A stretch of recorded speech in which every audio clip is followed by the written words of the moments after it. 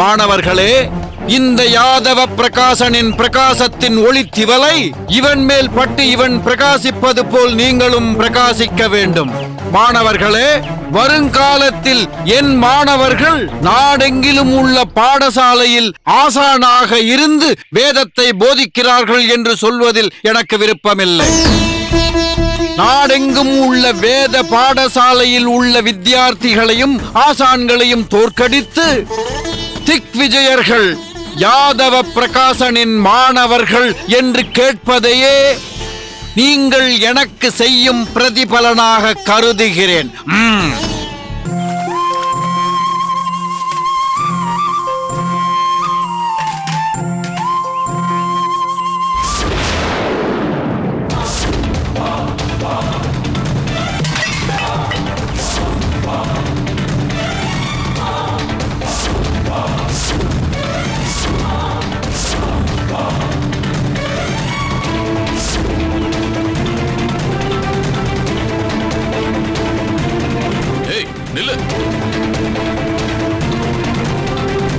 என்னம்மா தஞ்சா, எப்படி இருக்கிறாய்? நலமாக இருக்கிறேன். என்னம்மா குரல் அடியேனி நோக்கி இருந்தாலும் விழிகள் வெளிப்புறத்தை நோக்கி கொண்டே இருக்கிறது. யாரையாவது எதிர்பார்த்து கொண்டிருக்கிறாயா? ஆமாம், அவர் இன்று வர இருக்கிறார். யார்? வேறு யார் அண்ணா, இன்று ராமானுஜன் வர இருக்கிறான். அதுதான் காலையிலிருந்தே இருப்பு கொள்ளாமல் தவித்துக் கொண்டிருக்கிறாள். அவனை வரவேற்க கோலம் என்ன, மாவிலை தோரணம் என்ன என்று பரபரப்பாகவும் எதிர்பார்ப்புடனும் காத்துக் கொண்டிருக்கிறாள். என்ன, ராமானுஜன் இன்று வருவதாக சொன்னானா? ஆம், ஏன் சந்தேகத்துடன் கேட்கிறீர்கள்?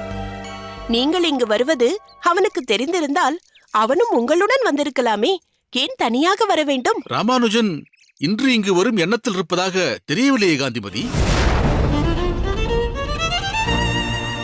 சில சமயங்களில் இப்படிப்பட்ட தர்ம சங்கட நிலையை எதிர்கொள்ள நேரிடும்.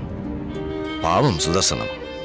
அவர் முகத்தை பார்த்தாலே பரிதாபமாக இருக்கிறது, பச்சாதாபமாக இருக்கிறது.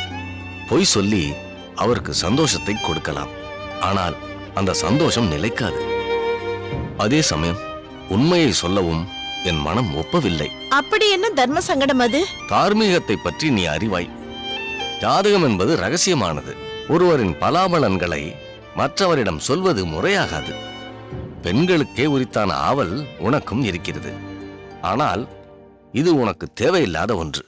எனக்கு நீ செய்ய வேண்டியதெல்லாம், சுதர்சனம் எப்பொழுது என்னை காண வந்தாலும் நான் வீட்டில் இல்லை என்றும் எப்பொழுது வருவார் என்று தெரியாதென்றும் சொல்லிவிடு.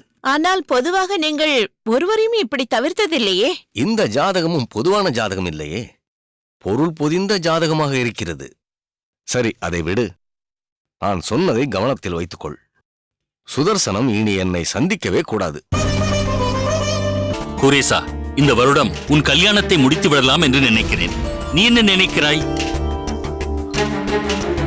அப்பா, தங்கள் பேச்சுக்கு என்றுமே அடியேன் மறுபேச்சு பேசியதே கிடையாது. இது நீங்களும் அறிந்ததுதான். உங்களை மறுத்து பேசுவதாகவோ மீறி பேசுவதாகவோ கருத வேண்டாம். கல்யாணத்தில் அடியேனுக்கு நாட்டமில்லை.